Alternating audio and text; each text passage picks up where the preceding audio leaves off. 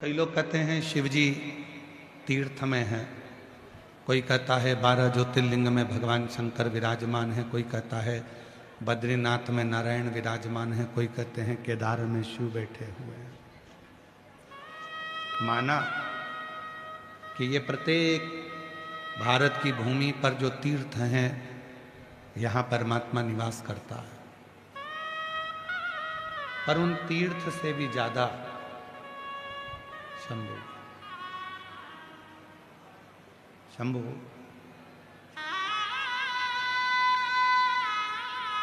पर उन तीर्थ से भी ज्यादा परमात्मा यदि कहीं निवास करता है तो वो आपके दिल में निवास करता है, आपके हृदय में निवास करता है।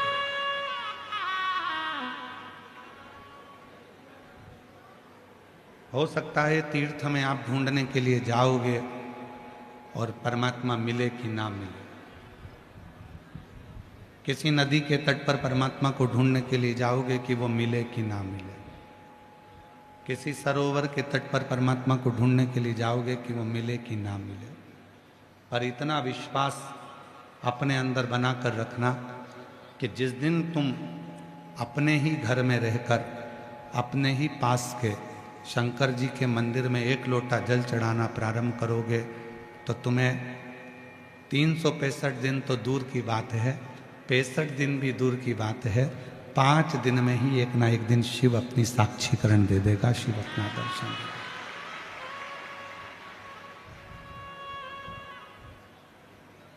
वो असली स्वरूप में मेरा भोले बाबा कभी नहीं आता। मेरा शंकर, तुम सोचो कि अपने स्वरूप में गले में नाक पहनकर, मृगछाला पहनकर, जटा बांधकर, चंद्रमा लगाकर, गंगा सिर पर रखकर आ जाएगा तो नहीं आ सकता, बिल्कुल नहीं है।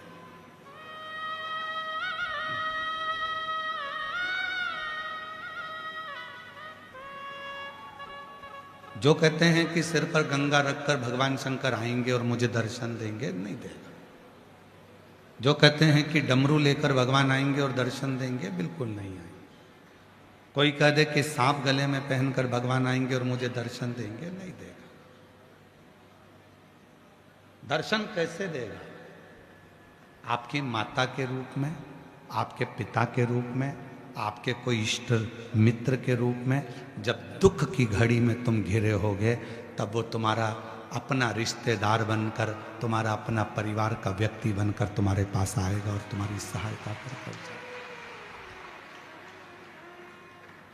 और तुम उसको पहचान नहीं पाओगे, तुम उसको जान नहीं पाओगे।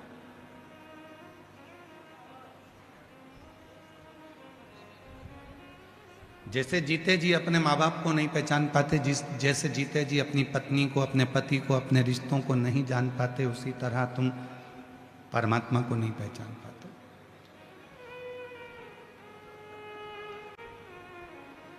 मरने के बाद उसके मुंह में दही पेड़ा खिला रहे हो, मरने के बाद उसके पसंद की गुलाब जामुन बनवा रहे हो, मरने के बाद उसके लिए खीर बनवा रहे हो। अगर वो जिंदा था और उसको जीते जी ही मत गुलाब जामुन खिलाते, मत खीर खिलाते, पर प्रेम से मीठी वाणी बोल देते, तो भी वो आशीर्वाद देकर चला जाता। हमने उस परमात्मा को केवल मूर्ति में ढूंढा, हमने उसको सहजता में ढूंढा।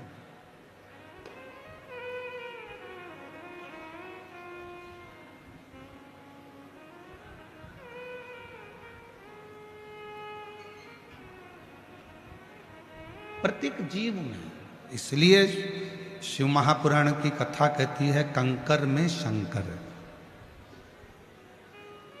ये जो शब्द निकला है कंकर में शंकर है, ये पहले लोग नहीं निकालते थे। अब दुनिया के लोगों को समझ में आ गया कि कंकर में शंकर है। आप कहीं पर भी बैठकर एक कंकर उठाकर भी उसको शिव मानकर उससे अपने दिल की बात कहते हो तो वो सुन लेता है, वो सुनता है।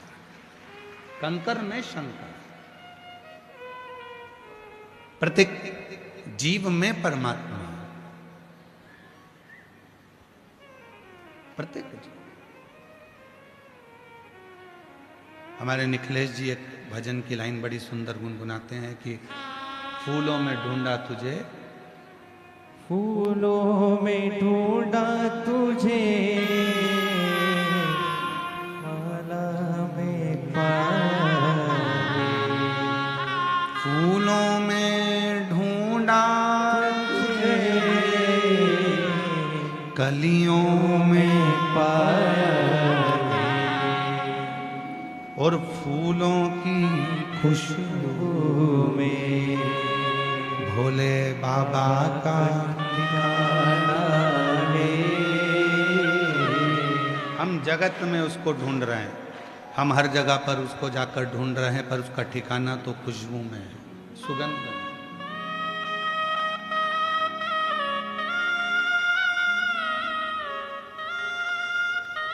हम उसको ना जाने कहां कहां ढूंढने का प्रयास कर रहे हैं, पर उसका ठिकाना तो शिव महापुराण की कथा के शब्द में।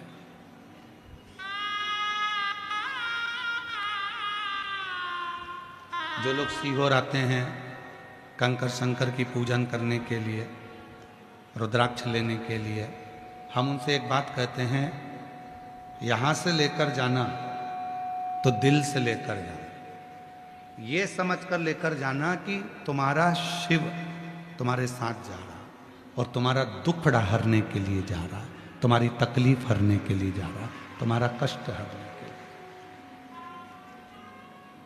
यहाँ कई माताएं ऐसी बैठी हैं जो अपने साथ में कंकर शंकर को लेकर चलती हैं। कई बैठी होंगी जिनके प्लेट में कटोरी में कंकर शंकर विराजमान। कई माताएं, कई भाई, कई जीजी, कई जीजा, कई बेटियां, कई बेटा, कई मेरे बुजुर्ग माँ बाप ऐसे बैठे हैं जिनके गले में रुद्राक्ष पड़ा हुआ है। एक रुद्राक्ष उसके गले में पड़ा है, उसको क्या लगता है कि मेरे गले में रुद्राक्ष है, और शिव महापुराण की अगर विद्येश्वर संहिता को पढ़ा जाए तो स्वयं शंकर पार्वती जी से कहते हैं कि ये रुद्राक्ष नहीं है, ये मेरा स्वरूप है, और जिसके गले में रहता हूं उसकी रक्षा का भार मेरे ऊपर रहता है, उसकी रक्षा का भार मेरे ऊपर। ये केवल रुद्राक्ष नहीं है, ये मेरा प्रतिबिंब स्वरूप है, ये मेरा स्वरूप।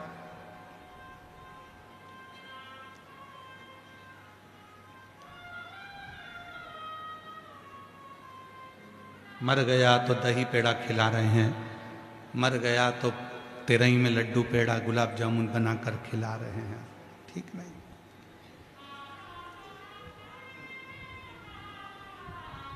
मर गया तो अस्थि की पूजन करी जा रही है, राख को भी पूजा जा रहा है, पर जिंदा था तो क्यों नहीं पूजा, जीवित था तो सम्मान क्यों नहीं दिया। कभी प्यासे को पानी पिलाया नहीं, फिर अमृत पिलाने से क्या, कभी गिरते हुए को उठाया नहीं, बाद आंसू बहाने से क्या।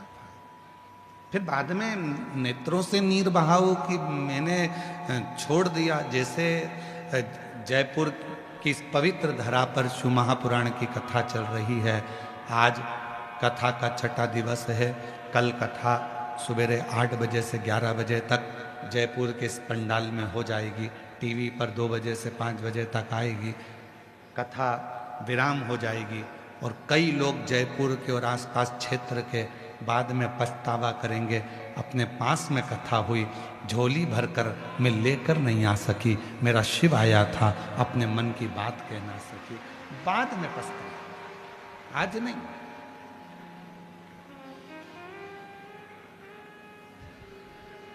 अभी तो आप आए हो बाबा से निवेदन करने के लिए, प्रार्थना करने के लिए, विनय करने के लिए, विनती करने के लिए, और उसको अपने दिल की बात करने के लिए, अपने मन का भाव, अपने मन का विचार करने के लिए।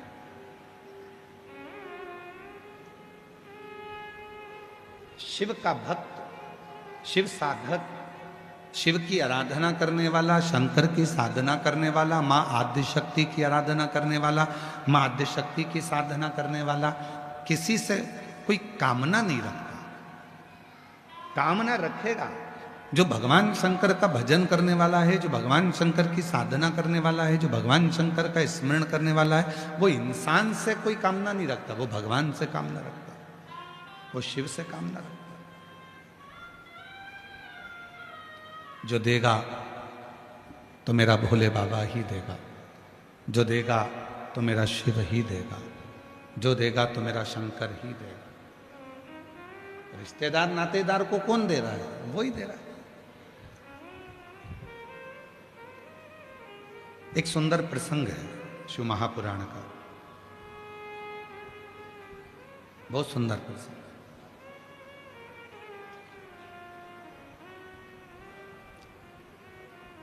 भगवान शिव माता सती को लेकर कुंभज ऋषि के आश्रम में कथा सुनने के लिए गए, कथा श्रवण करने के लिए।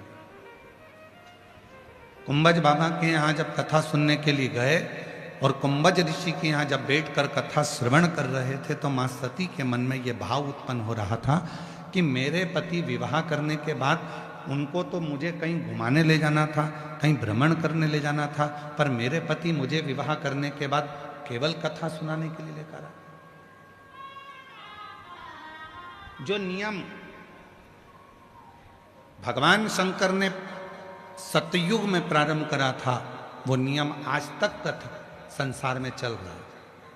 और मुझे उम्मीद है जो नियम मेरे देवादिदेव महादेव ने सतयुग में प्रारंभ करा था, वो आज भी कलयुग में निपटा है, वो भी कलयुग में चलता है, वो भी कलयुग में चल रहा है। और आपके घर पर भी वो नियम चल रहा है। माता सती के साथ शिवजी का विवाह हुआ और माता सती को लेकर शिवजी कथा सुनाने के लिए लेकर गए। आज भी प्रत्येक घर में नियम है, लड़के की शादी होती है, घर में बहू आती है और बहू आने के बाद में उसको सत्यनारायण भगवान की कथा में बिठाया जाता है, कथा सुनवाई जाती है। दोनों बना और बनी को, दोनों दूल्हा दुल्हन को बिठाकर कथा सुनाई। हमारे मध्य प्रदेश में ऐसा नियम है, राजस्थान में है क्या? कथा सुनवाते हैं उनको। जब दोनों दूल्हा दुल्हन आते हैं, घर में शुभ कार्य होता है, तो सत्यनारायण जी की कथा, भगवान की कोई कथा, कोई पितरों की पूजन, कोई अनुष्ठान करवाया जाता है, जिससे उनको लगे कि हमारे पूर्वजों का ये अनुष्ठान है।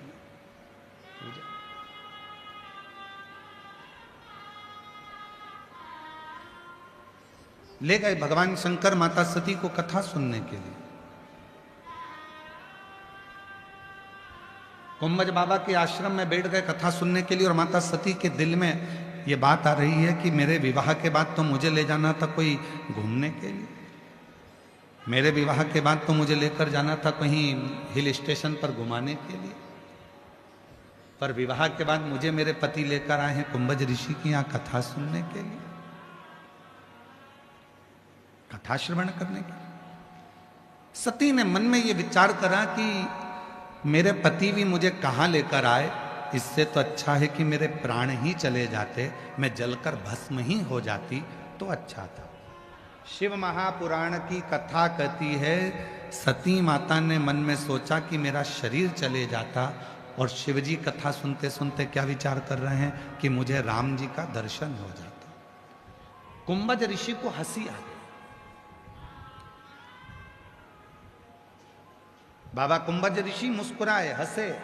भगवान कुंभज ऋषि को बड़ी हंसी आ गई, और कुंभज ऋषि जैसे ही मुस्कुराए, जैसे ही हंसे, तो शिव जी ने पूछ लिया कि तुम हंस क्यों रहे हो? तो भगवान कुंभज ऋषि ने शंकर भगवान से कहा, मैं जानता हूं कि तुम मुझसे पूछ रहे हो कि मैं हंस क्यों रहा हूं, पर इस लीला को तो तुम भी जानते हो कि मेरे हंसने का कारण क्या है, मैं क्यों हंस रहा हूं, इसका कारण तो तुम भी जानते हो।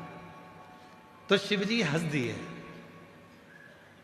और भगवान शंकर ने पूछा कुंभज ऋषि से, मैंने सुना है कि कथा सुनते समय जो मन में आता है वो मिलता जरूर है, मैंने जो मांगा क्या वो मुझे मिलेगा?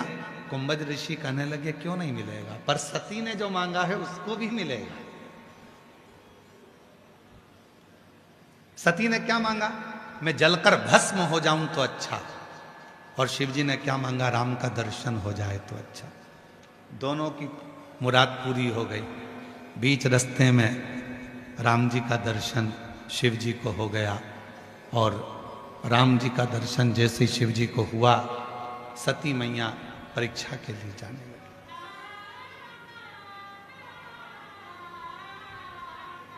चलो बताओ, परीक्षा लेने के लिए कौन कौन गई थी? सती अकेली गई थी? शिव जी भी गए थे क्या? जम के तो बोलो। नहीं। कौन गई? केवल अकेली सती परीक्षा लेने के लिए गई राम जी की। रो रहे थे, नेत्रों से नीर बह रहा था, आंख से आंसू बह रहा था। तो सती ने कहा, तुम इनको प्रणाम कर रहे हो, साधारण मनुष्य? शिव जी कहने लगे, ये साधारण मनुष्य नहीं, ये मेरे राम हैं जो मेरे दिल में बसते, हृदय में बसते। पत्नी के लिए रो रहा है, अपनी पत्नी के लिए रो रहा है। परमात्मा कोई भगवान पत्नी के लिए रोता है? शिव जी ने कहा, ये तो सब लीला है। तुम्हारे मन में अगर थोड़ी सी भी खेद है तो परीक्षा लेकर आ जाओ। सती जी परीक्षा लेने चले। शिव जी से कहा, अब आओ सही जगह पर कथा के प्रसंग पर। इतनी कथा तो आपने रामचरितमानस में भी सुन रखी है, भागवत में भी सुन रखी है, पूरी पुराणों में सुन रखी है। अब सही प्रसंग पर अब आए। सती कह रही है, कथा सुनने अपन दोनों साथ आए, भ्रमण करने अपन दोनों साथ आए, कथा दोनों ने साथ सुनी, भोजन दोनों साथ करते हैं, घूमने दोनों साथ जाते हैं, तो परीक्षा लेने में अकेली क्यों जाऊं? तुम भी मेरे साथ चलो। मैं अकेली परीक्षा क्यों लूं? शिव जी कहने लगे, देख ये फालतू काम में मैं नहीं जाता।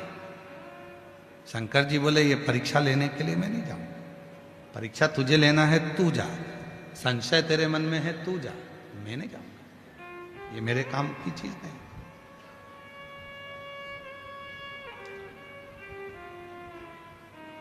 परीक्षा लेने मैं जाऊं? हाँ, परीक्षा लेने के लिए मैं नहीं जा सकता। जाओ तुम परीक्षा लो।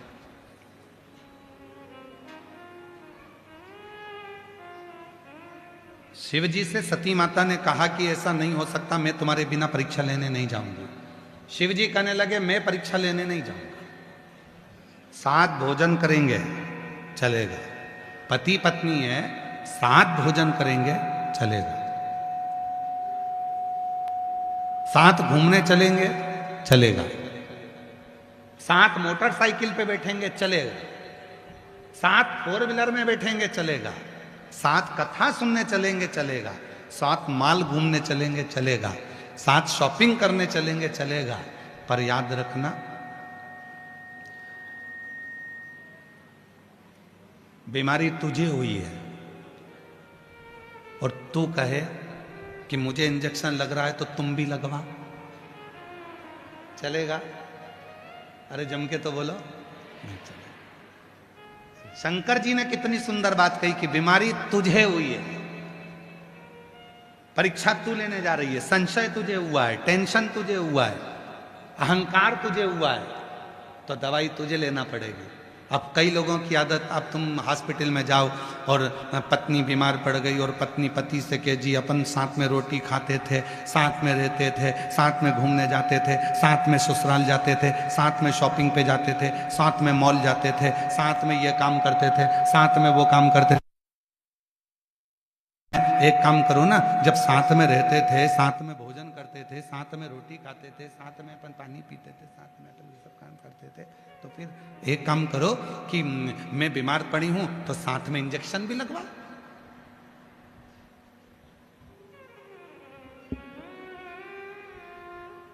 दवाई भी साथ में लो। कितनी माताएं बैठी हैं जिनके पति साथ में इंजेक्शन लगवाते हैं, और कितने पति बैठे हैं जिनकी पत्नी साथ में बैठकर दवाई खाती हो। पति बीमार है तो पति भी दवाई खाएगा और मैं भी खाऊंगा। है कोई? नहीं, कोई नहीं। जिसको दर्द हुआ है दवाई उसे ही खाना है, और जिसके मन में संशय हुआ है परीक्षा लेने उसी को जाना है, मैं नहीं जाना। मैंने किसको संशय हुआ वो जा, तकलीफ अपने को हुई है तो दवाई अपने को खाना पड़ेगी, खुजाल अपने हाथ में चली अपने को खुजाना पड़ेगा, छींक अपने को आई है तो अपने को छींकना पड़ेगा। छींक तुम्हें आ रही और तुम पति से कह रही छींको छींको। अब पति बेचारा 2 घंटे से मुंह खोल के बैठा छींको, तो पति बोले मुझे छींक आई नहीं रही, तो मुझे तो आ रही है ना, तुम छींको।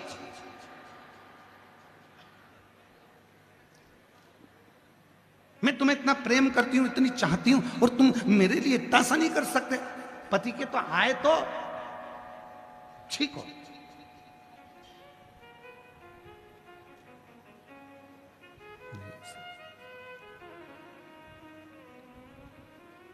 दर्द अपने को है तो दवा अपने को खाना है, कष्ट अपने को है, दुख अपने को है, तो 1 लोटा जल चढ़ाने अपने को ही मंदिर जाना है, कोई दूसरा नहीं, कोई दूसरा। कई लोग कहते हैं तुम हमारे पास में आओ, हम तुम्हारे लिए ये वाला अनुष्ठान करेंगे और तुम एकदम ठीक हो जाओगी। हम शिव पुराण कहती है, हम शंकर पर विश्वास करने वाले, हम किसी के ऊपर भरोसा करने वाले नहीं, हम शिव पर भरोसा करने वाले। कोई कहता है मैं तेरे लिए ये वाला अनुष्ठान करूंगा, मैं तेरे लिए ये पाठ करूंगा, मैं तेरे लिए ये उपाय करूंगा, मैं तेरे लिए ये अनुष्ठान करूंगा, मैं तेरे लिए ये करूंगा, मैं तेरे लिए वो करूंगा। शिव महापुराण की कथा कहती है तुम्हारे मरने के बाद अगर तुम्हारे बेटे सैया दान कर रहे हैं तो ये मत सोचना कि तुम्हें मिली है। तुम्हारे मरने के बाद तुम्हारे बेटे अन्न का दान कर रहे हैं, ये मत सोचना कि तुम्हें मिला है। तुम्हारे मरने के बाद तुम्हारे बेटे अगर गीता का पाठ कर रहे हैं तो ये मत सोचना कि तुम्हें मिला है। तुमने जो जीते जी दान करा, तुमने जो जीते जी कथा सुनी, तुमने जो गीता जी का पाठ किया, तुमने जीते जी जो भजन किया, बस वो ही तुम्हारे साथ जाना है। मरने के बाद तो एक क्रम है जो निभाना, अपने जीते जी जो तुमने कर लिया।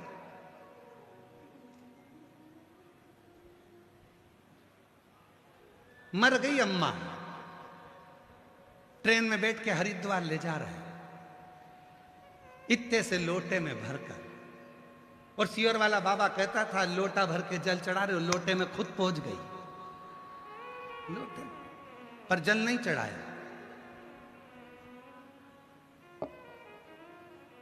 रिजर्वेशन कराया, घर के लोगों ने कहा तुम्हारा टिकट अलग कराना, अम्मा का टिकट, माता जी का टिकट अलग कराना, तो माता जी का टिकट अलग कराया। एक सीट माता जी की खाली सीट थी, लोटा रखा था, कोई दूसरा चढ़ गया उस पे तो चिल्ला के दौड़ा मेरी अम्मा बैठी है, उतर नीचे उतर, अम्मा बैठी है। तो वो बेचारा बोला कहाँ है अम्मा तेरी, वो दिख नहीं रहा, लोटे में है। अच्छा, अब भोजन करने बैठा तो घर के लोगों ने कहा था कि ले जा रहे हो हरिद्वार तो पहले अम्मा को खाना खिलाना। पत्तल लगाई, अम्मा की सीट पे रख दी, अम्मा खा लो।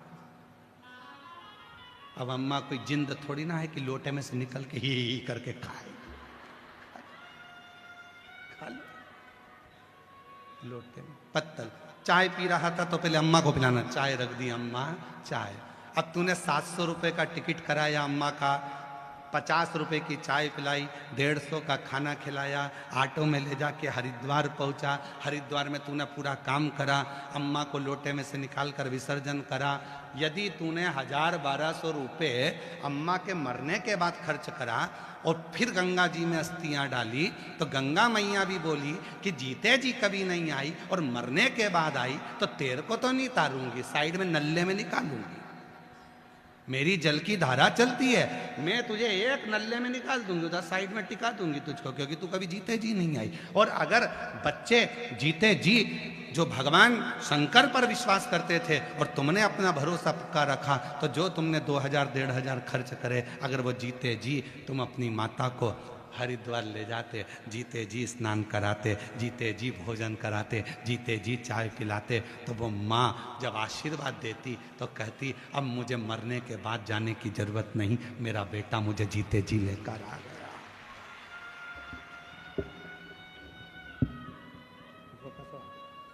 मेरा बेटा मुझे जीते जी लेकर आ गया, अब मुझे जाने की जरूरत नहीं। इसको कस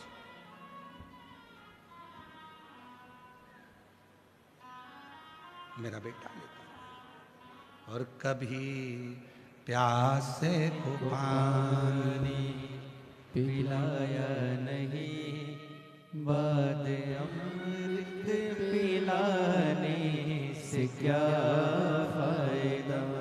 कभी गिरते हुए को उठाया नहीं, बाद आंसू बहाने से क्या फायदा। हम जीते जी तो सम्मान नहीं कर रहे, हम जीते जी तो आदर नहीं दे रहे, हम जीते जी तो सत्कार नहीं कर रहे, मरने के बाद क्या विचार कर। शिव पुराण कह रही है, अपना दुख किसी से मत कहो, अपनी तकलीफ किसी से मत कहो। लोग हंसेंगे, ताना कसेंगे। पहले सेठानी बनकर घूमती थी, अब जगत में रोती फिर रही है। किसी से मत कहना है। एक कहना अपने बाबा से, अपने बाप से, अपने पापा से, अपने पिता से। दूसरा कहना अपने पति से, दूसरा कहना अपने पति से, और तीसरा कहना मेरे शंकर ओ घरदानी त्रिकालदर्शी कैलाशी अविनाशी शिव से। और किसी से, किसी से नहीं। सती, मैं परीक्षा लेने के लिए नहीं जाऊंगा। सती कर रही है, अपन दोनों साथ भोजन करते थे, साथ पानी पीते थे, साथ घूमने जाते थे, साथ कथा सुनी है, तो परीक्षा भी साथ लो। शिव जी बोले ना ना ना ना ना ना, बीमारी तुझे हुई है तो इलाज तू करवा, मैं नहीं जाऊंगा। अहंकार तेरे मन में प्रकट हुआ है, अभिमान तेरे मन में आया, तृष्णा तेरे मन में, परीक्षा लेने का भाव तेरे मन में आया, मैं नहीं जाऊंगा, मैं नहीं। ठीक है।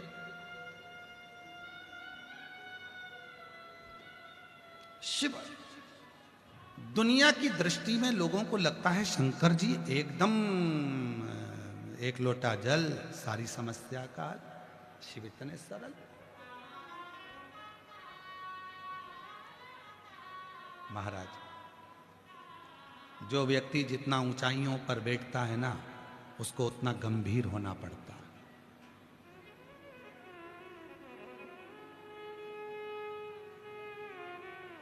उसको उतना गंभीर होना पड़ेगा। जो व्यक्ति जितनी ऊंचाइयों पर बैठता है उसकी उतनी आलोचना होती है।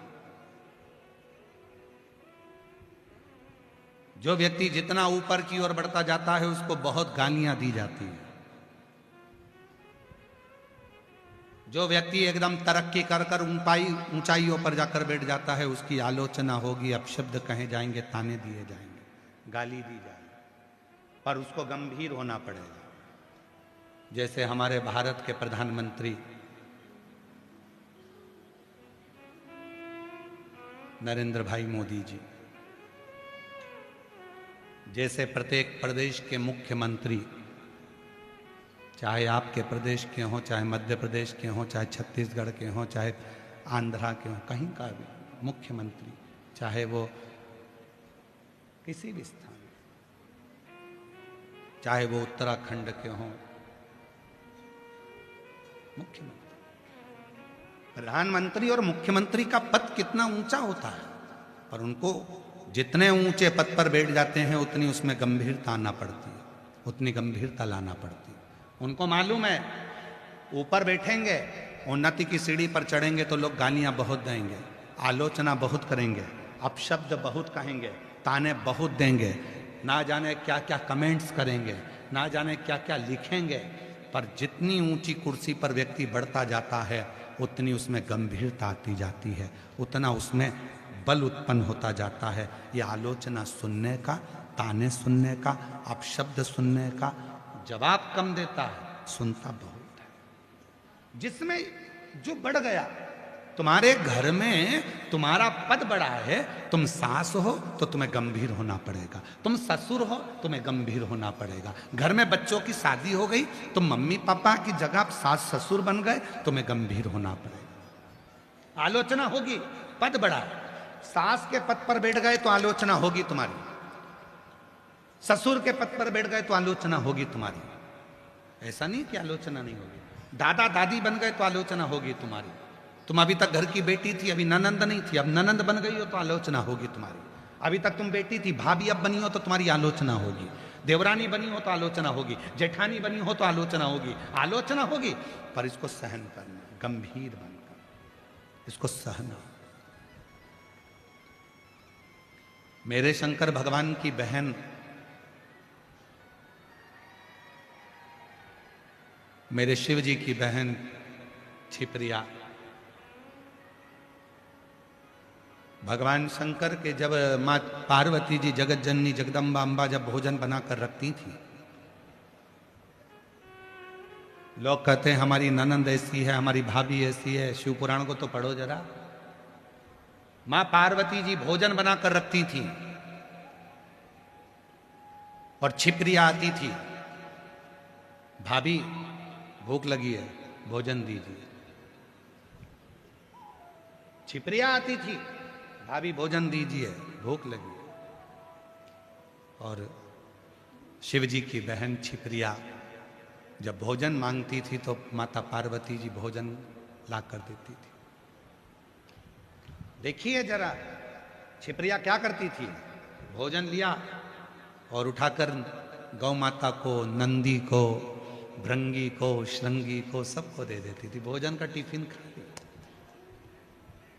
फिर वापिस आ गई छिप्रिया जी, भाभी भोजन तो है ही नहीं टिफिन में। भाभी ने देखा तो टिफिन में भोजन तो अब भी तो बना कर रखा था। पार्वती जी ने मन में सोचा ननन जी हैं, इनको दान करना बहुत अच्छा लगता है, तो सारा भोजन दान कर आई होंगी। मैं अब भी बना कर लाई, ननन जी अब भी लाई। गई अंदर, भोजन बनाया, ताजा भोजन ला कर दिया। छिप्रिया ने वो उठाकर वापिस नंदी को, गाय को, शंगी को, भृंगी को सबको दे दिया। भाभी भोजन एक दिन में मां पार्वती माता को दिन भर में 1000 बार भोजन बनाना पड़ता था और 1000 बार माता पार्वती के चेहरे पर मुस्कुराहट होती थी।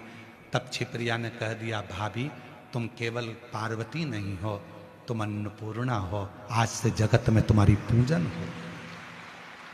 एक ननंद ने भाभी की पूजन करा दी, आज से तुम अन्नपूर्णा हो, सारे जगत में अन्नपूर्णा की पूजन होगी। और सुनो भाभी, जैसे तुम मुझको अन्न का दान देती हो, एक दिन ऐसा आएगा मेरे भाई शिव तुम्हारे दरवाजे पर भिक्षा मांगने के लिए आएंगे। और अन्नपूर्णे सदा पूर्णे शंकर प्राण वल्लभे, स्वयं शिव, स्वयं शंकर, स्वयं ओघड़दानी मां अन्नपूर्णा के दरवाजे पर जाकर भिक्षा मांग लेते। स्वयं शिव, स्वयं शंकर, स्वयं त्रिकालदर्शी, कैलाशी अविनाशी।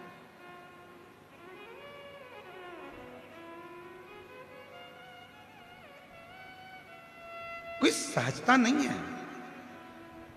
शिव को जानना, भगवान शंकर को पहचानना, शंकर भगवान के गुणगान का स्वयं। और देखो एक बहन कैसी होती है, उस बहन का भी जरा स्मरण करिए। शिव जी की बहन जब दूषण नाम के राक्षस ने आक्रमण करा, और दूषण नाम के राक्षस ने आक्रमण करा और पूरा ब्राह्मणों के बच्चों को पकड़कर निचोड़कर खून पीने लगा, वो दूषण नाम का असुर।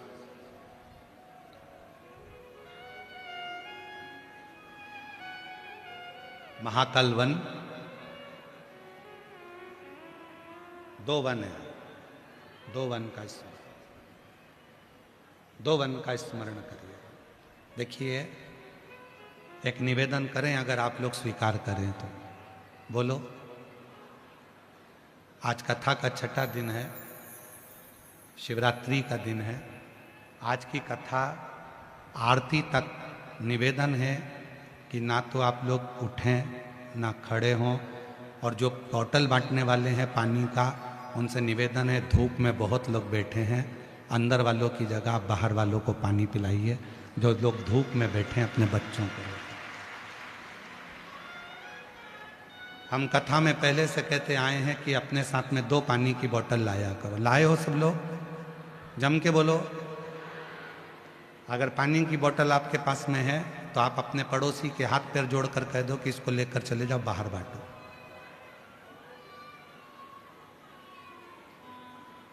तीन घंटे की कथा में आप इतना पानी भी नहीं पियोगे, क्योंकि पानी पियोगे तो आपको बाहर जाना पड़ेगा। इसलिए पानी भी उतना पियोगे जितना शरीर के लिए ठीक है। मिली है जयपुर में कथा तो इसको दिल से सुन लो, हृदय से सुनो। आप लोगों को तो पंडाल के अंदर जगह भी मिल गई। हम कैमरे वालों से कहेंगे एक बाहर का नज़ारा दिखाना एक बार।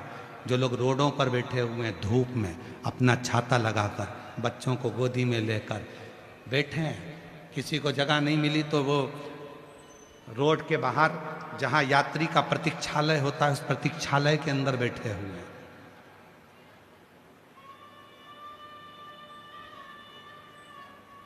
जगह नहीं है। पूरे पंडाल जितने भी लगे, 7, 8, 9 जितने पंडाल लगे, और उसके अलावा मैं यहाँ की जयपुर नगर की प्रशासन को, यहाँ की सरकार को और यहाँ के कलेक्टर महोदय, यहाँ के आईजी, डीआईजी, कमिश्नर, एसपी को भी धन्यवाद दूंगा, यहाँ के एसडीएम को धन्यवाद दूंगा। उनने समिति से कहकर रात को 4 गुना पंडाल और बढ़वा दिया कि भक्त आराम से बैठ सके, व्यवस्था कर सके। पर हम जानते हैं कि कथा 2 दिन, कथा के जो शिवरात्रि है और समापन है उस पर भक्त रात भर विश्राम करते हैं, उसके लिए आते हैं।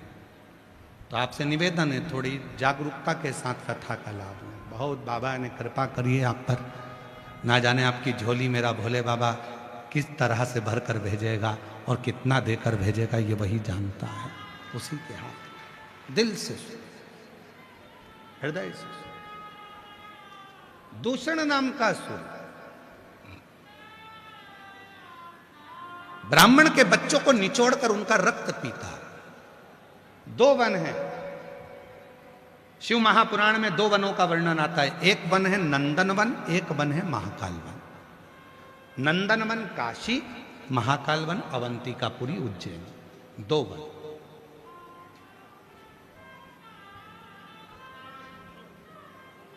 और दोनों वनों की विचित्रता है। काशी भगवान शंकर का घर, अवंतिकापुरी पूरी सृष्टि के राजा, महाकाल राजा, पूरी सृष्टि के राजा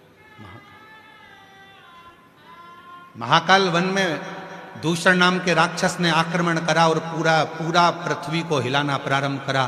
ब्राह्मण के बच्चे मिलते थे, उनको निचोड़कर रक्त पी जाता था, खून पीता था, और ब्राह्मणों के बच्चों को निचोड़कर खून पीकर फेंक देता। हाहाकार मच गई पूरे पृथ्वी पर, सबने पुकारा दूषण कहाँ है? तो कहा अभी तो महाकाल वन में रह रहा है। महाकाल वन में? हाँ। शिव की आराधना करो, साधना करो।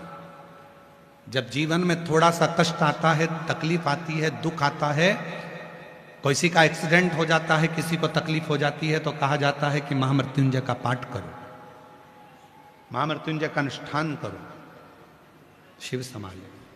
कष्ट आया है, शिव की साधना करो। कष्ट आया है, शंकर का भजन करो, शिव साधना करो, फलित हो। ठीक है, सबने शंकर भगवान को पुकारना प्रारंभ करा, आवाज लगाई, स्मरण किया, और ऐसी घोर साधना की सब ओम नाद में डूबने लगे। सब साधना।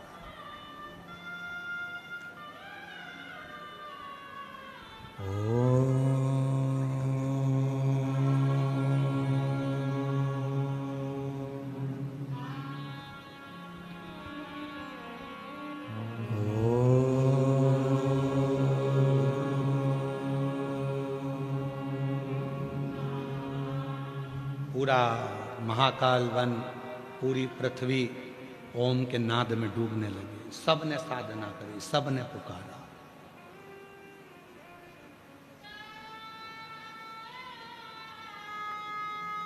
जब दुख आता है सबको एकजुट हो जाना चाहिए। कोरोना महामारी आई थी तो पूरा भारत और भारत में निवास करने वाला, चाहे ब्राह्मण हो, चाहे क्षत्रिय हो, चाहे वैश्य हो, चाहे शूद्र हो, भारत की भूमि पर निवास करने वाला चाहे किसी भी धर्म का हो और किसी भी वर्ण का हो, जब कोरोना महामारी आई थी तो मेरा पूरा भारत भारत में रहने वाला एक एक व्यक्ति एक दूसरे के प्रति समर्पित हो गया था। समर्पण, एक हो जाओ, और यही राष्ट्र में होना चाहिए। भारत पर अगर तकलीफ आए, भारत में अगर दुख तकलीफ कोई भी अगर आती है, तो हम सबको, हमें यह नहीं सोचना है कि ब्राह्मण है कि क्षत्रिय है कि वैश्य है कि शूद्र है, ये कौन वर्ण का है कौन धर्म का है, हमें ये भी नहीं सोचना। हमें तो एक होकर उस दुख का सामना करना है, एक उस दुख से निपटना है।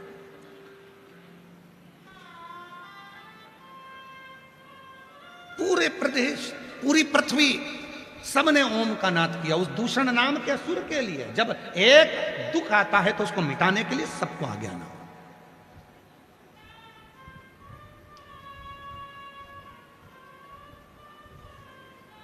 उस ओम का शब्द का नाद दुख को दूर करता है। आप भी हमारे साथ में 5 बार ओम का नाद करेंगे, ध्यान केंद्रित करेंगे, नेत्र बंद रहेंगे और एकदम लंबी सांस खींचते हुए प्रेम से आप खुद महसूस करेंगे उस ओम के नाद में कि मेरे पास मेरा बाबा ऐसा लग रहा है, पास में खड़ा हुआ है।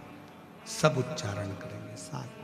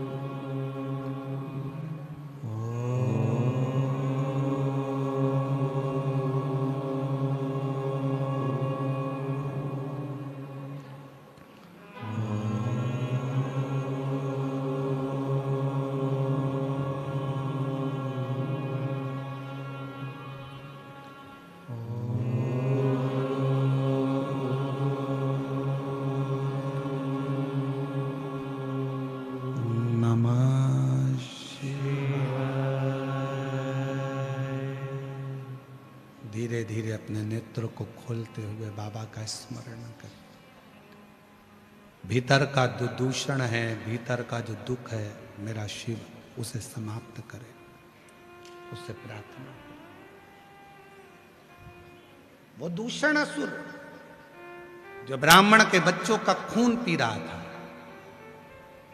कभी कभी हमारे परिवार में, हमारे घर में कोई ऐसा असुर आ जाता है। असुर कोई राक्षस नहीं होता, हमारे विकार, हमारी गलत सोच, हमारी गलत दृष्टि, ये असुर है।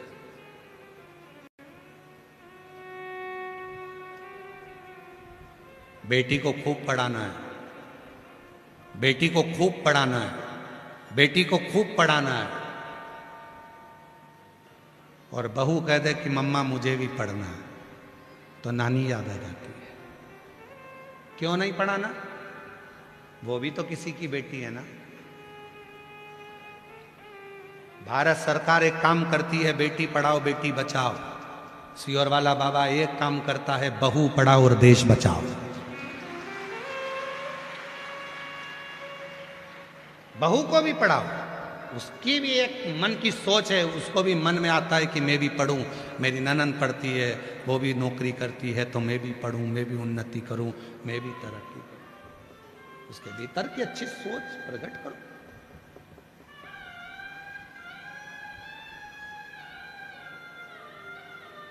दूषण को मारने के लिए पूरी पृथ्वी पर उच्चारण प्रारंभ हुआ, ओम का नाद किया, सबने सत्कार स्वीकार किया। तब शिव जी के पास खबर गई कि वो दूषण को मारना, पर दूषण को तो एक वर है, जहां वो मरेगा और उसका रक्त गिरा और वहां उसका दूसरा दूषण उत्पन्न होता है।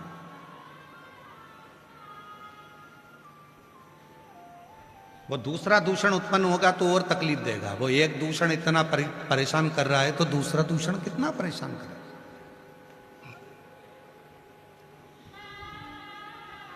निवेदन है, इसको मारो, पर मारूं कैसे?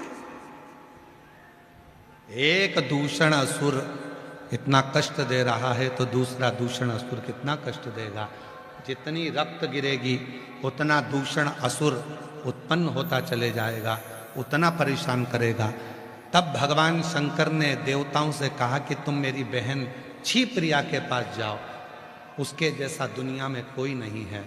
वो अपना स्त्री का स्वरूप छोड़ देगी, जल के रूप में हो जाएगी और जल बनकर जहाँ दूषण का रक्त गिरेगा वो जल बनकर उस जल से दूषण के रक्त को पानी में बदल देगी और फिर दूषण उत्पन्न नहीं होगा, फिर दूषण उत्पन्न नहीं होगा।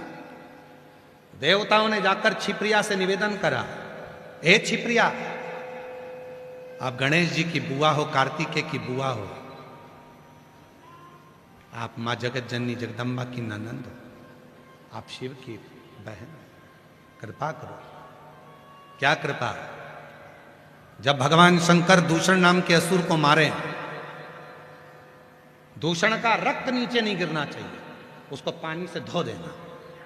क्षिप्रिया ने कह दिया ठीक है, मैं आऊं, जल बनकर आऊंगी। शिव जी से कह दो जाओ दूषण नाम के असुर को मारे। शंकर भगवान चले गए दूषण नाम के असुर को मारने के लिए।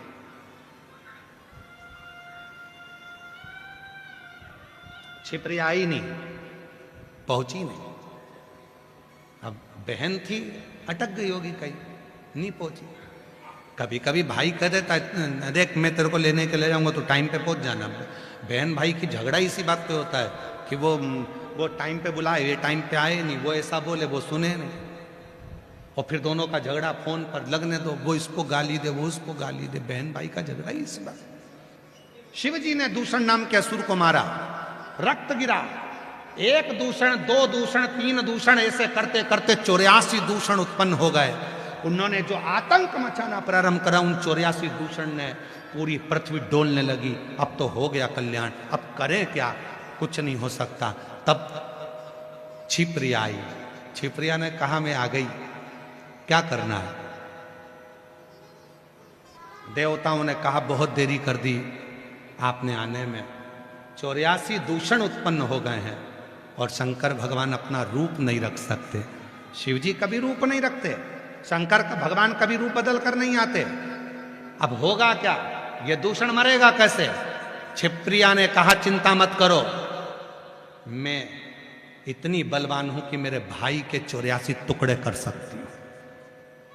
और क्षिप्रिया ने अपने जल का वेग बढ़ाया और जल का वेग बनाकर शंकर के प्रतिबिंब के 84 टुकड़े कर दिए और शंकर भगवान 84 रूप धरकर 84 दूषण का संहार कर दिया।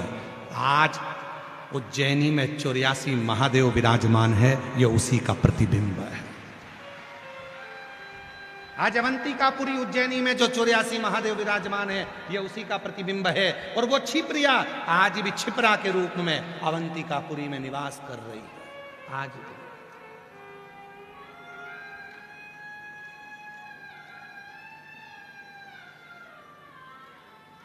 इसलिए भारत की भूमि की सबसे बड़ी राखी, भारत की भूमि की सबसे बड़ी राखी अगर कहीं बनती है तो वो देव अधिदेव महादेव महाकाल राजा को बनती है, क्षिप्रिया की।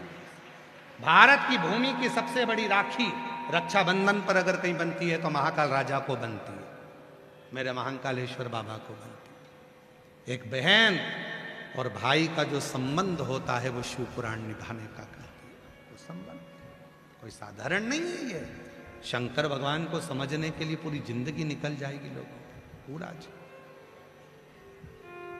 वो समझ नहीं पा।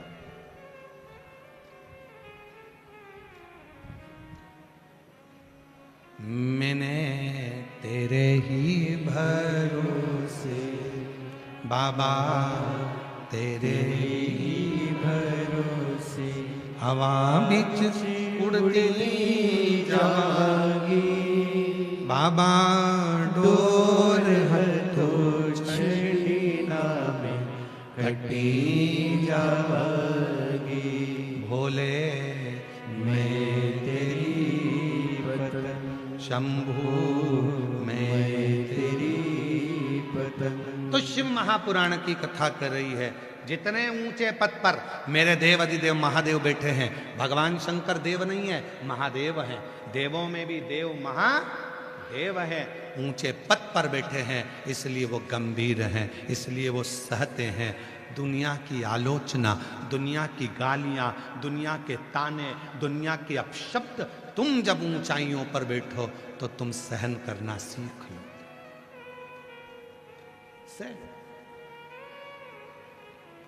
पर ऊंचे पद पर बैठने वाला ही सह सकता है।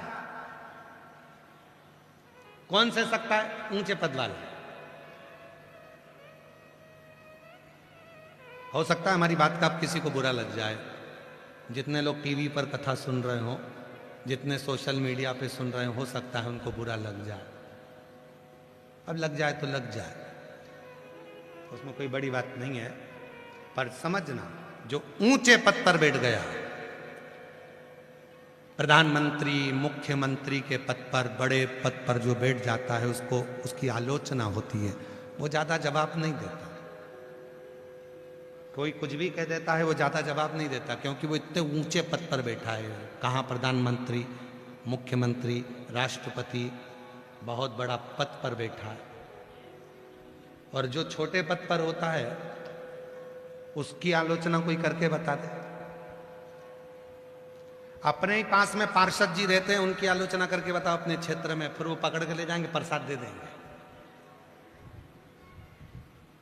ऊंचे पद पर बैठा है इसलिए उसने सहन करा। जो अभी पद पर चढ़ा है, जो धीरे धीरे आगे बढ़ा है, उसकी जब आलोचना होती है तो उसे सहन नहीं होता। लाओ उसको पकड़ कर ले जाओ उसको कमरे में, देव प्रसाद लपक।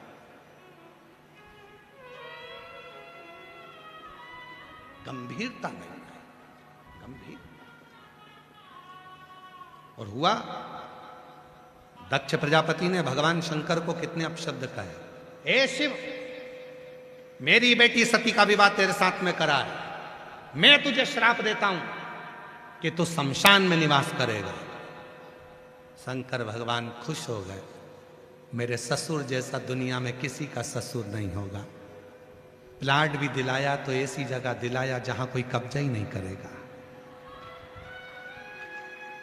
मेरे ससुर जैसा दुनिया में कौन ससुर होगा। मेरे ससुर ने कहा, शिव मैं तुझे श्राप देता हूं, तू शमशान में निवास करेगा। शंकर भगवान ने सोचा, इतनी जोरदार जगह, इतनी सुंदर जगह, इतनी अच्छी जगह, इससे बढ़कर और क्या होगा, जहां कोई कब्जा ही नहीं करने वाला, जहां कोई विवाद करने ही नहीं आएगा, शांति से रहेगा। और जहां दक्ष प्रजापति ने शंकर भगवान को श्राप दिया था शमशान में निवास करेंगे, शिव शमशान में रहते हैं। और शमशान कोई साधारण जगह नहीं है।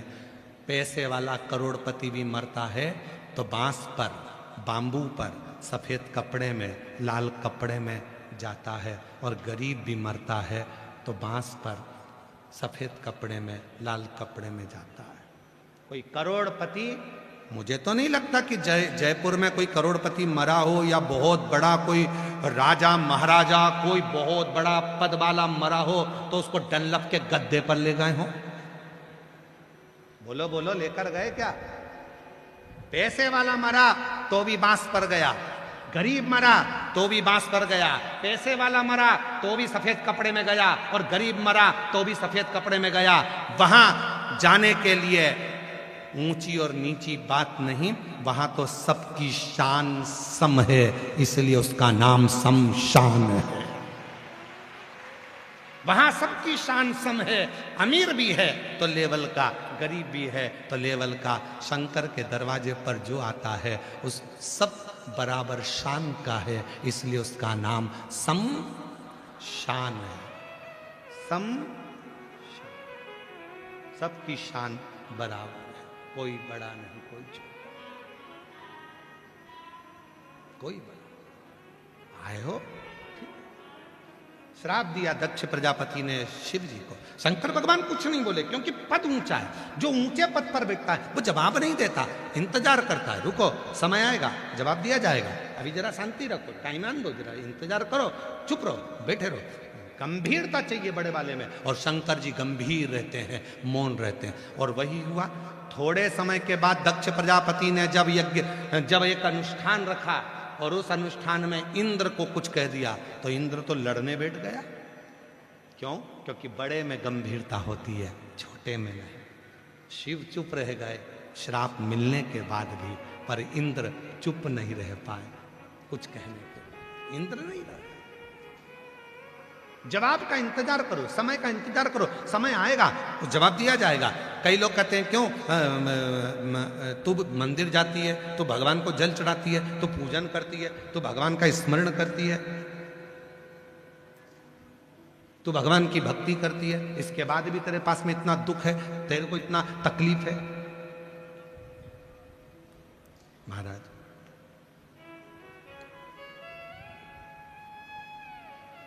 आएगा समय, इंतजार। एक पत्र है, अच्छा है।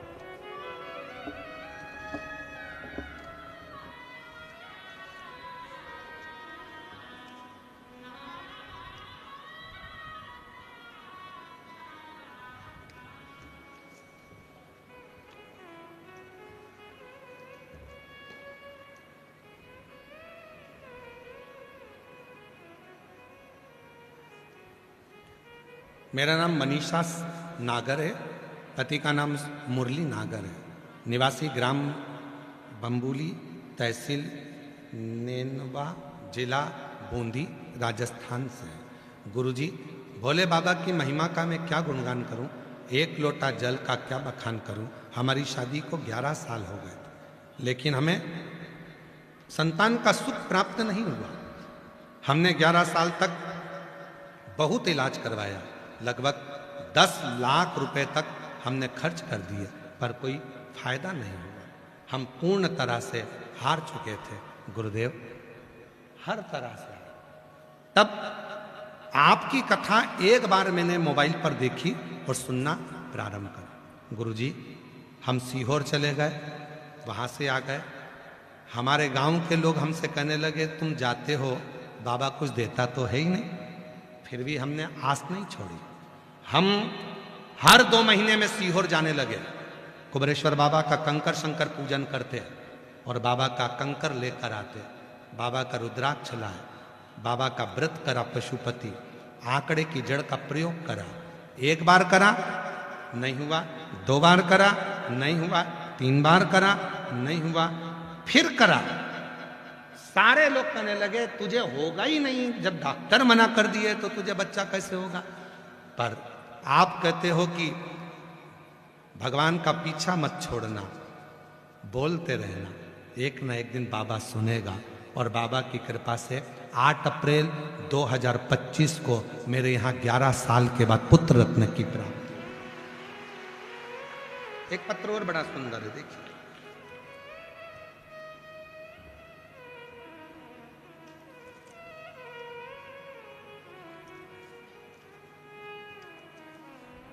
मेरा नाम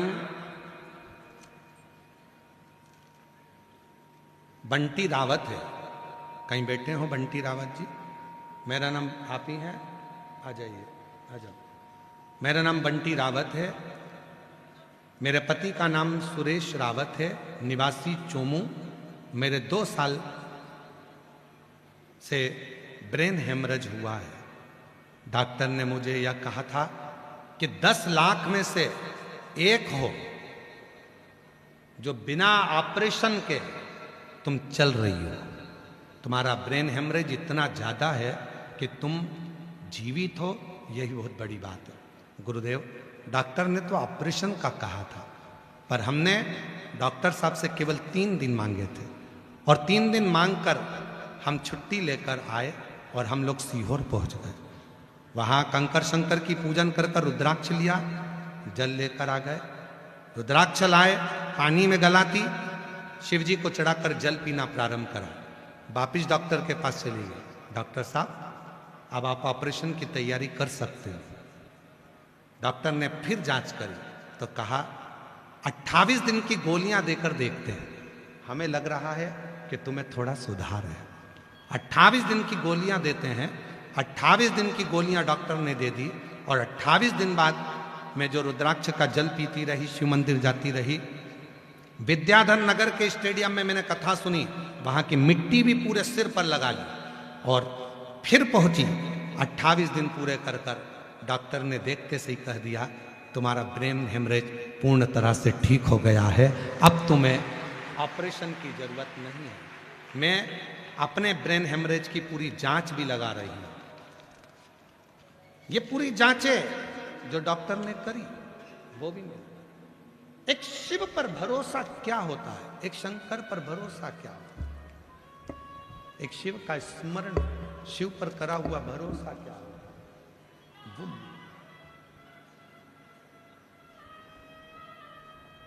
ऐसे दयालुनाथ से रिश्ता बनाइए,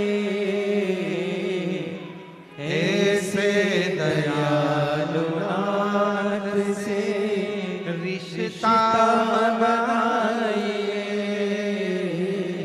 मिलता रहेगा आपको जो कुछ भी चाहिए,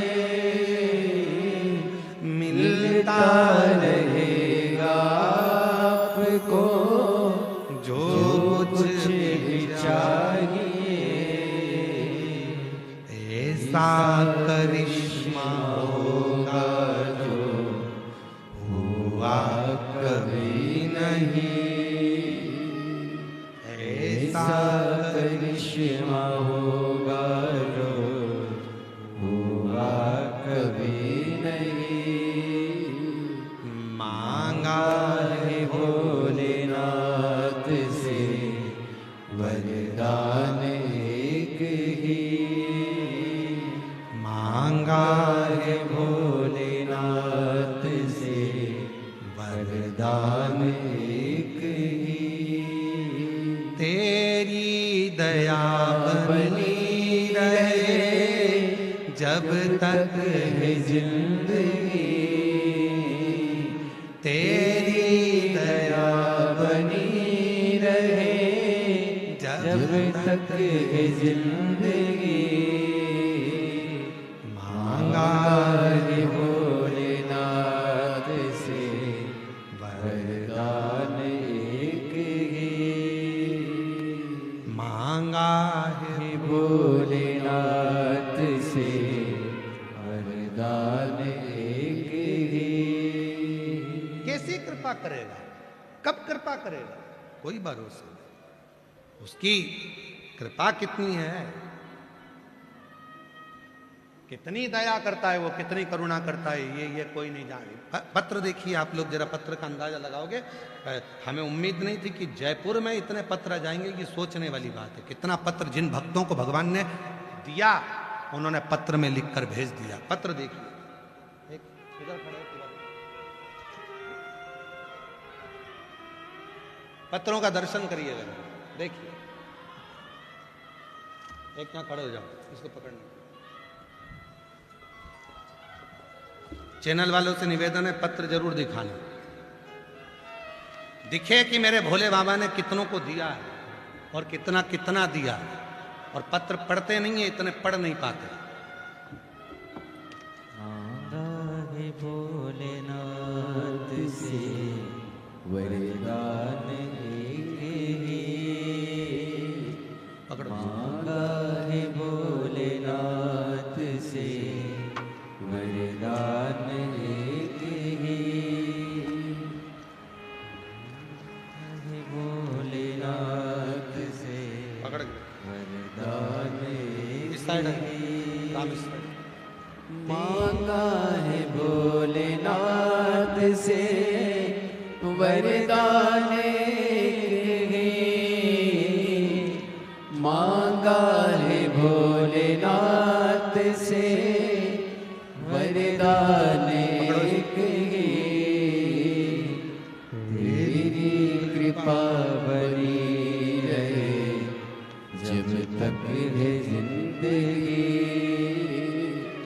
तेरी कृपा बनी रहे जब तक है जिंदगी। पत्र आज के पढ़ने के हे भोलेनाथ से वरदान एक ही। ये वो पत्र हैं जिनको मेरे भोले बाबा ने कथा सुनते सुनते दिया है।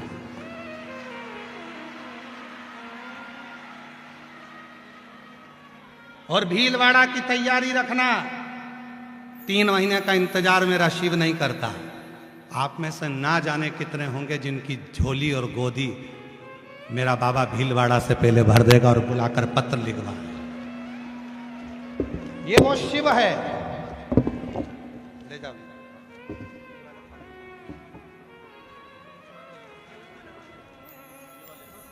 ये उठा लीजिए, ले जाओ।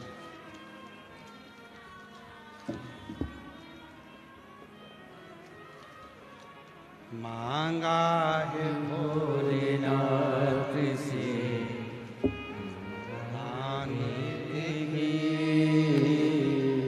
मांगा है भोलेनाथ से वरदान एक ही। तेरी दया बनी रहे जब तक है जिंदगी, तेरी कृपा बनी रहे जब तक है जिंदगी। मांगा है भोलेनाथ से वरदान एक ही। शिव देता तुम्हारा एक लोटा जल, तुम्हारी शंकर भगवान की अविरल भक्ति, और बैठे हो धूप में, जहां जगह मिल गई वहां बैठकर कथा का रसतत्व ग्रहण कर रहे हो, जहां मिल गई जगह वहां बैठ गए, कथा सुन रहे हो। आरती होगी, बाद में यहां से उठकर वहां की मिट्टी को अपने शरीर पर लगाकर प्रणाम कर कर जब जाते हो तो तुम अकेले नहीं जाते, कंकर के रूप में, मिट्टी के रूप में, कण कण के रूप में मेरा शंकर तेरे घर तक पहुंचकर तेरा दुख मिटाता।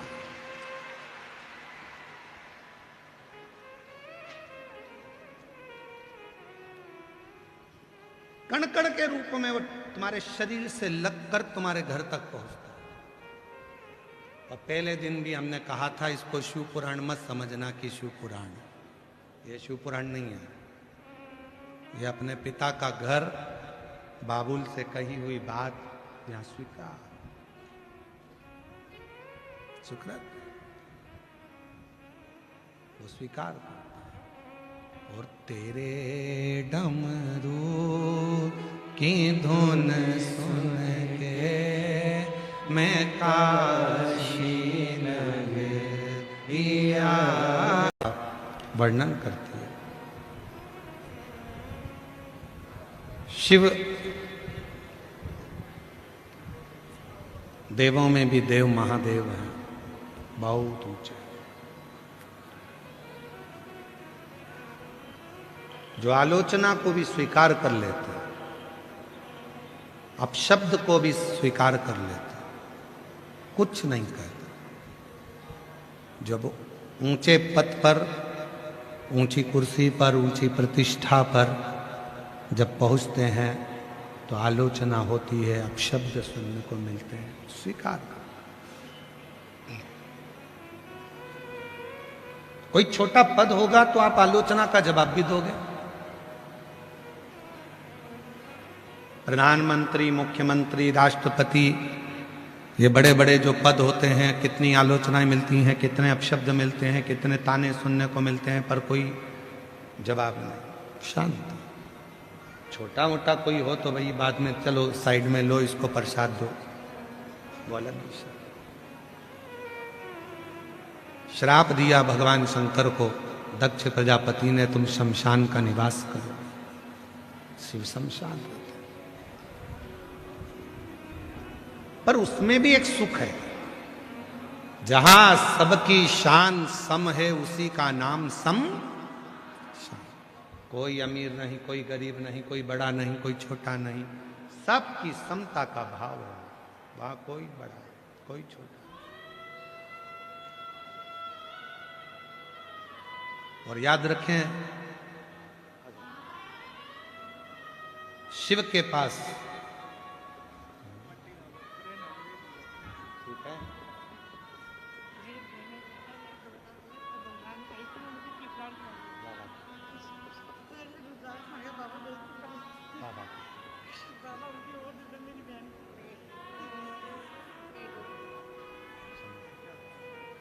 शंभु शरणे पड़ी मांगो घड़ी रे घड़ी दुख काटो दया करी निदर्शन आपो। शिव कथा कह रही है, भगवान शंकर की कथा कहती है। कितना शब्द कहे कोई, सुन कोई बात। आग लगे बस्ती में, क्या किसको रोइए, चादर तान के सो। किसी ने एक बात बड़ी सुंदर कही है कि सुंदर लड़कियों को पति से अधिक प्रेम मिलता है। किसी ने कहा, हमारे कानों में शब्द आया कि सुंदर लड़कियों को पति से अधिक प्रेम मिलता है। पर शिव महापुराण में हमने अध्ययन किया तो ऐसा महसूस होता है कि सुंदरता से ज़्यादा जिस लड़की का दिल सुंदर होता है तो पति का ही नहीं, पूरे ससुराल का प्रेम अधिक मिलता है।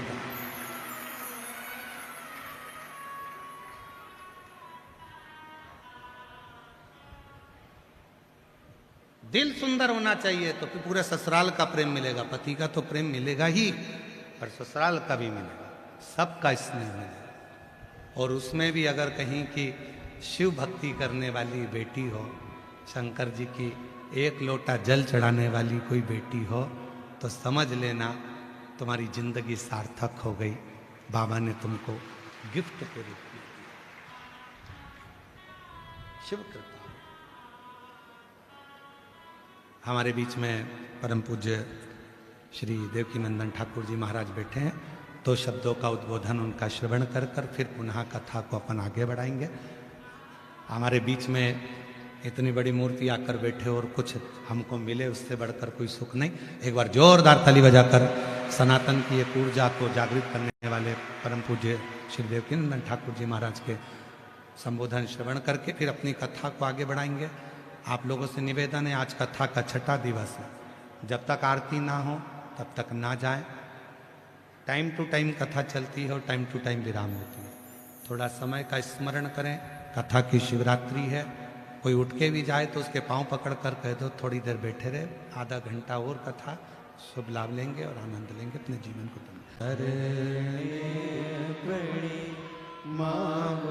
घड़ी रे घड़ी दुख काटो दया करी निदर्शन आपो। शंभु शरण पड़ी मांगो घड़ी रे घड़ी दुख काटो दया करी निदर्शन आपो।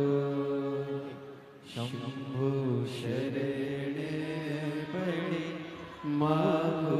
शिव कथा कहती है, भगवान शंकर का चरित्र कहता है। दक्ष प्रजापति का सुंदर प्रसंग चल रहा है और दक्ष के प्रसंग में आगे जो प्रसंग वर्णन किया वो आया है तारकासुर का। तारकासुर के 3 बेटे हैं, तारकाक्ष, विदुम्माली और कमलाक्ष, 3 पुत्र।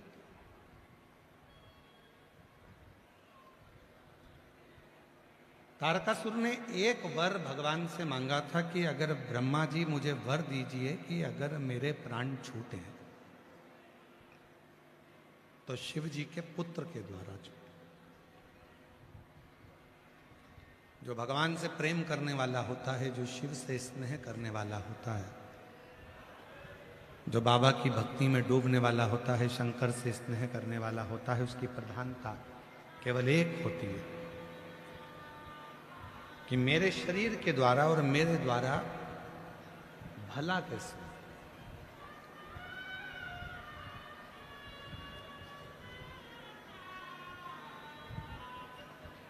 जैसे माताएं जब जल चढ़ाने के लिए जाती हैं, भगवान शंकर पर जब जल चढ़ाती हैं और जल चढ़ाने के बाद जो पात्र खाली हो जाता है, उसमें शंकर जी के चढ़े हुए जल का 2 बूंद 4 बूंद थोड़ा सा जल वो अपने पात्र में झेल कर वापिस लाते हैं,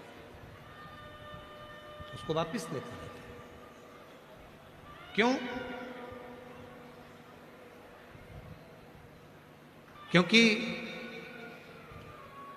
माता लक्ष्मी जी की जो माता जी थी ख्याति देवी, भगवान विष्णु जी की सासू मां ख्याति देवी, ख्याति देवी चाहती थी कि लक्ष्मी जी का जो विवाह है वह भगवान शंकर जी के साथ हो। पर भगवान शंकर को मालूम पड़ा कि लक्ष्मी जी तो भगवान नारायण को स्नेह करती हैं और नारायण लक्ष्मी जी को स्नेह करते हैं, तो फिर इनसे विवाह करना ये उत्तम नहीं। तो एक बार भगवान शंकर ने माता लक्ष्मी जी से बात करी और लक्ष्मी जी से पूछा कि तुम्हारी माता ख्याति देवी तुम्हारा विवाह हमारे साथ करना चाहती और आपके मन में तो भगवान नारायण बसे हुए हैं, तो हम विवाह नहीं कर सकते। आप अपनी माता को मना क्यों नहीं कर देते? हम मना नहीं कर सकते, पर आप यदि चाहें तो सब कुछ हो सकता। तब भगवान शिव ने ख्याति देवी को बुलाया और कहा, माता जी, हे ख्याति, अगर तुम चाहती हो कि तुम्हारी बेटी सुखी रहे तो इनका विवाह नारायण के साथ कर दे। लक्ष्मी जी का विवाह नारायण भगवान के साथ हो गया, पर लक्ष्मी जी के मन में एक संकोच रह गया कि जिन भोले बाबा ने, जिन शंकर भगवान ने मुझे नारायण दिए हैं, उन शंकर भगवान की मैं सेवा नहीं कर पाऊंगा। मैं सेवा कैसे करूंगा? मेरी माता ख्याति शिव जी की सेवा करती है,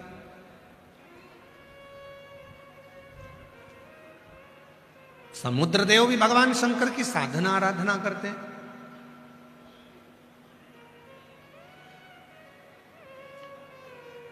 और मुझे भी सेवा करना है, तो मैं कैसे सेवा करूं? भगवान नारायण के साथ में लक्ष्मी जी के फेरे पूरे हुए और लक्ष्मी जी गरुड़ पर बैठकर जब भगवान विष्णु के साथ जाने लगी, तब भगवान शंकर के पास आई। मुझे नारायण के चरणों में तो रहना है, उनकी सेवा तो करना है, वो मेरे पति परमेश्वर है, मेरी परेशानियों को वो श्रवण करने वाले हैं, पर मुझे आपकी भी सेवा करो। कोई ऐसा काम मुझे बता दो जो मैं आपके चरणों में करती रहूं। तब भगवान शंकर ने डमरू का नाद किया और डमरू बजाकर भगवान नारायण के सामने लक्ष्मी जी से कहा, लक्ष्मी, अगर तुम कुछ देना चाहती हो, सेवा करना चाहती हो, तो यहां भगवान विष्णु के साथ मुझे एक वचन दो। कोई शिव भक्त जब मेरे शिवालय में, मेरे शिवलिंग पर जल चढ़ाने के लिए आएगा, उसका पात्र जल चढ़ाने के बाद पूरा खाली हो जाएगा।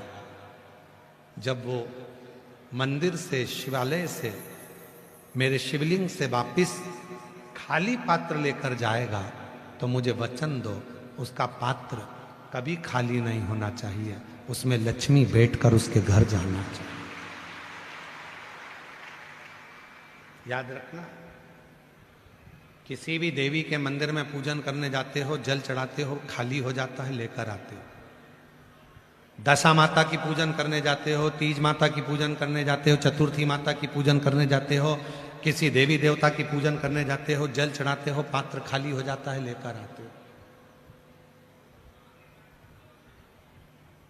केवल एक देव है, वो देव अधिदेव महादेव हैं, जिनके मंदिर में पात्र यदि खाली भी हो जाता है तो वो खाली नहीं माना जाता, उसमें लक्ष्मी भरकर भगवान शंकर के द्वार से आपके द्वार तक जाती है, वो खाली नहीं माना।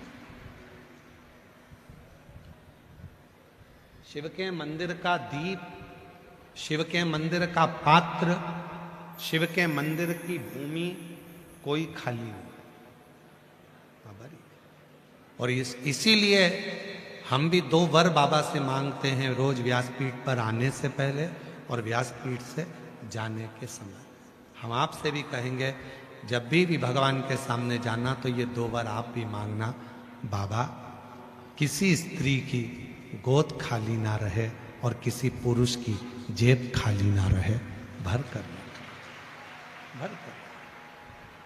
जिस नारी की गोद खाली रहती है उसको दुनिया के बहुत ताने सुनना पड़ते हैं, बहुत गालियां, खूब ताने सुनना। एक महिला ने तो लिखा है कि कोई सुनील कुमार टेलर हैं, मेरी पत्नी का नाम माया टेलर है और मैं बालावाला तहसील सांगानेर जिला जयपुर राजस्थान से हूँ। गुरुदेव, विवाह के सालों बीत गए, IVF भी करवा लिया फिर भी औलाद नहीं हुई, सब दूर फिर कर आ गई, तब सीहोर गई, कंकर शंकर की पूजन कर कर सफेद आंकड़े की जड़ का प्रयोग करा, पशुपतिनाथ का प्रयोग करा। सीहोर पहुंचने पर मैंने कंकर शंकर की पूजा की और यात्री विश्राम कर कर वहीं पर रात्रि का विश्राम किया, भूमि पर सो गई, वहां की मिट्टी को शरीर से लगाया, बाबा से कहकर आई, बाबा बहुत सालों से सुनी है गोद।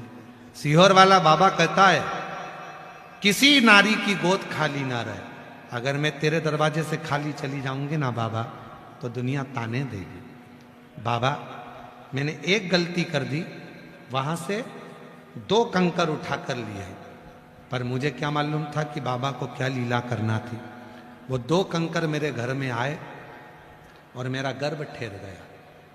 मेरे गर्भ में पहले डॉक्टर कहता रहा कि बच्चा ठहर गया है, एक बच्चा है, पर कुछ समय के बाद फिर डॉक्टर ने कहा तुम्हारे गर्भ में 2 बच्चे हैं, और डॉक्टर ने कहा इसमें से एक बच्चे की आंवल लपेट गई है और दूसरे बच्चे की श्वास में कुछ तकलीफ आ रही है। मैंने बाबा का रात्रि के 9:15 वाला 9:15 का 1 लोटा जल वाला आंवले के जल का उपाय किया और बाबा की ऐसी कृपा हुई कि मेरे बच्चे की धड़कन भी आई, आँव भी सही हुई और बाबा की कृपा से मेरे घर में जुड़मा 2 बच्चों ने जन्म लिया, जिसका मैं फोटो लगा रहा हूं। मेरे घर में जुड़वा 2 बच्चों ने जन्म लिया, जिसका मैं फोटो लगा रहा हूं। बाबा शिव साधना क्या होती है, शिव की भक्ति क्या होती है। एक बहन जी ने तो छाता भेजा है कि शंकर की छत्र छाया ही सर्वश्रेष्ठ छत्र छाया है। वह बहन है, मेरा नाम मधु रावत है, जयपुर राजस्थान से है। 35 वर्षों से माइग्रेन की तकलीफ थी, इतनी तकलीफ थी कि नींद में भी मुझे इंजेक्शन लेना पड़ते थे माइग्रेन के चक्कर। 35 सालों से ये इलाज चल रहा था। आप विद्याधर नगर में आए, वहां की मिट्टी को नमन कर कर मैंने कथा को श्रवण किया और वहां की मिट्टी लेकर घर आ गई। उसी मिट्टी को रोज थोड़ी थोड़ी लगाती। आज बाबा की कृपा से 1 साल हो गया, मुझे तकलीफ नहीं है, ना इंजेक्शन लेती हूँ ना दवा लेती हूँ और पूरी तरह से ठीक, पूरी तरह से। एक विश्वास जागृत करिए भीतर, एक भरोसा जागृत करिए भीतर शिव के प्रति। तारकासुर ने क्या मांगा? भगवान ब्रह्मा जी से वर मांगा कि मुझे वर दो कि शिव जी के पुत्र के द्वारा मेरे प्राण छूटे। जो शंकर भगवान का स्नेही होता है, जो शिव का भजन करने वाला होता है, जो शंकर का गुणगान करने वाला होता है, वो हमेशा दुनिया का भला ही सोचता है, वो कभी बुरा नहीं सोच सकता, वो श्रेष्ठ ही सोचता, भला सोचता।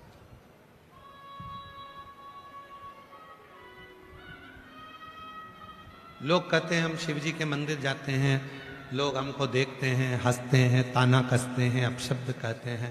कहने दो, बोलने वाले को बोलने दो। उनका काम है बोलना, अपना काम है भगवान के मंदिर में जाना और शिव की स्तुति करना। आपकी जिंदगी का फैसला आपको लेना, अपने घर का फैसला और अपनी जिंदगी का फैसला जब दूसरे लेने लगे तो समझ लेना कि तुम बर्बादी की सीढ़ी पर चढ़ गए, तुम बर्बाद होकर ही रहोगे। अपना फैसला अपन लो। मंदिर जाना मेरी मर्जी, भजन करना मेरी मर्जी, नाम जाप करना मेरी मर्जी, शिव महापुराण की कथा श्रवण करना मेरी मर्जी। मैं दूसरे के कहने पर नहीं चलती। तुम कहोगे मेरे माँ बाप ने मुझे जन्म दिया, मेरे माँ बाप ने मुझे पढ़ाया, मेरे ससुराल में मैं रहती हूं, तो दूसरे के कहने पर क्यों चलूं? उसने मना कर दिया तो मंदिर नहीं जाऊंगी, उसने मना कर दिया तो मैं शिव जी पे चढ़ा जल नहीं पीऊंगी, उसने मना कर दिया तो मैं बेलपत्र नहीं खाऊंगी, उसने कह दिया तो मैं ऐसा नहीं करूंगी, उसने कह दिया तो वैसा नहीं करूंगी। मेरी मर्जी। अपना फैसला अपने हाथ में होना चाहिए। अपना रिमोट अपने हाथ में रखो।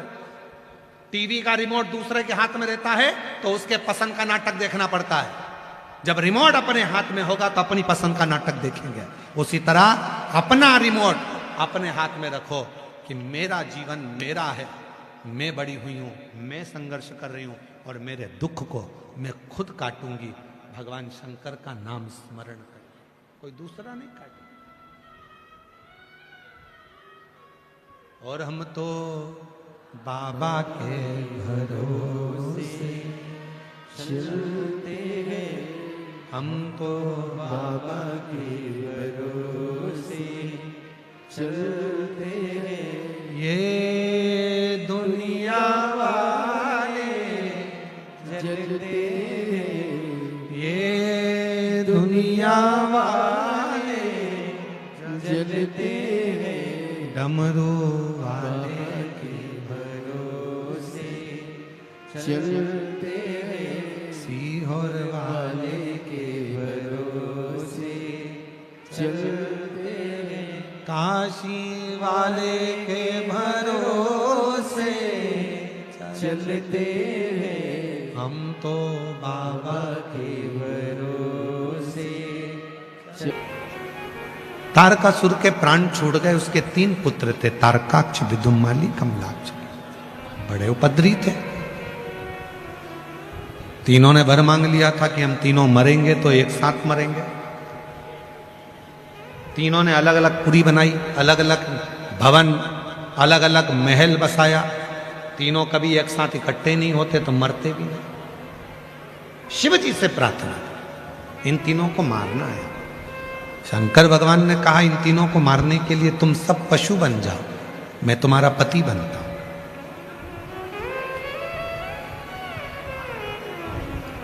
पति परमेश्वर का मतलब आप लोगों को मालूम है? जम के तो बोलो। पति परमेश्वर का मतलब क्या होता है? पति परमेश्वर का मतलब होता है कि मेरे दुख को, मेरी परेशानियों को जो सुने और सुनकर परेशानियों का हल निकाले, उसको पति परमेश्वर कहा जाता है। मेरे दुखड़े को तो सुने, परेशानी को तो सुने, पर आज के पति परमेश्वर ऐसे हो गए, सुनते कम है और चिल्लाते ज्यादा है।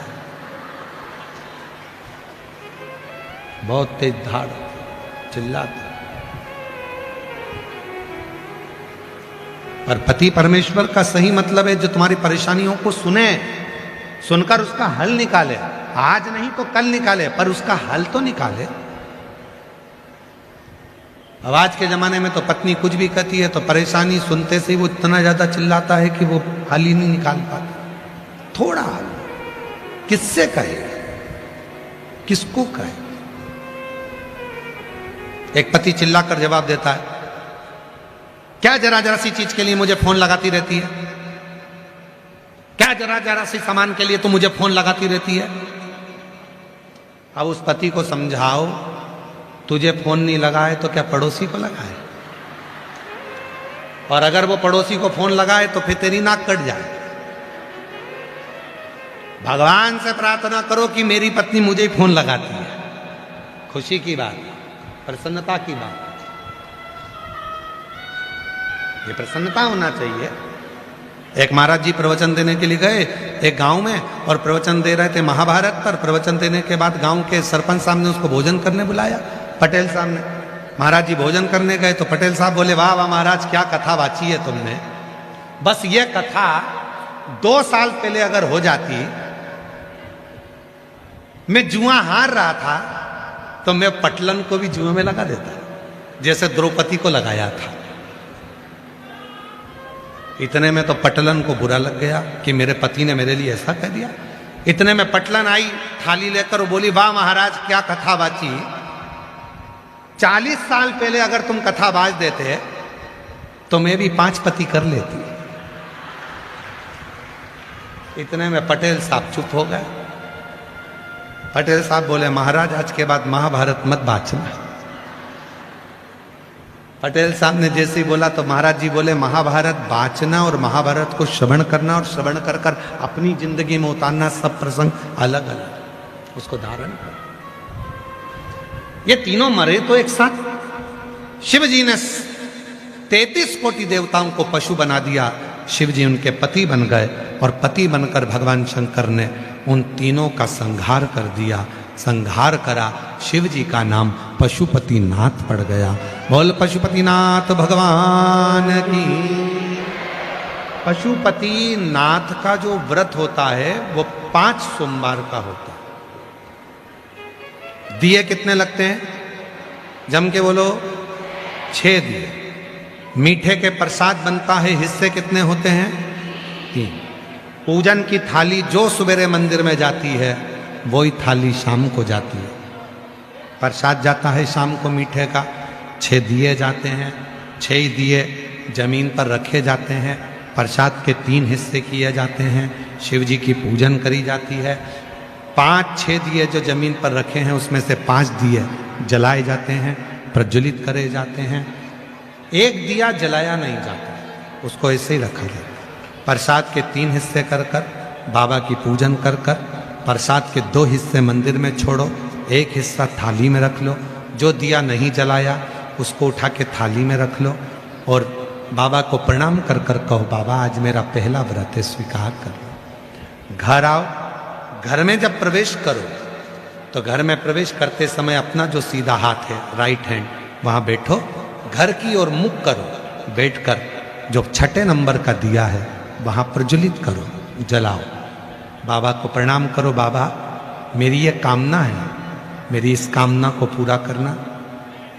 प्रणाम करो, अंदर आओ। शाम को जब भोजन करो तो जो प्रसाद का 1 हिस्सा लेकर आई हो, सबसे पहले भोजन के पहले प्रसाद का वो हिस्सा खाओ, फिर भोजन को ग्रहण करो। ऐसे 5 व्रत करो। बीच में अगर कहीं जाना पड़ जाए, कहीं शादी चले गए, कहीं ब्याह में चले गए, कहीं रजस्वला धर्म से हो गए तो छोड़ दो व्रत को, अगला व्रत करो, पर गिनती के 5 ही करना। 5वां व्रत जब पूरा हो, 108 या तो चावल के दाने या बेलपत्र या पंखड़ी कुछ भी बाबा को समर्पित करो। वही प्रसाद के 3 हिस्से, वही 6 दिए, वैसा की वैसा ही 1 श्रीफल भेंट बाबा को चढ़ाकर प्रणाम कर कर कहो, बाबा आज मेरा 5वां व्रत पूर्ण हुआ है, तू स्वीकार कर।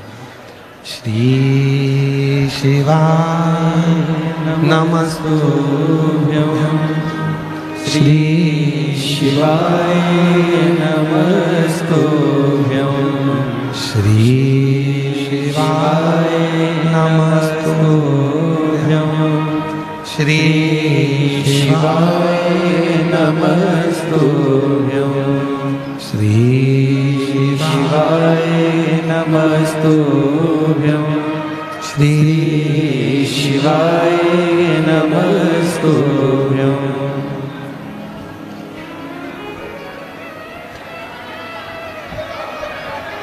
बाबा को अपने मन का भाव कहकर, प्रार्थना कर कर, निवेदन कर कर अपने घर को जाना।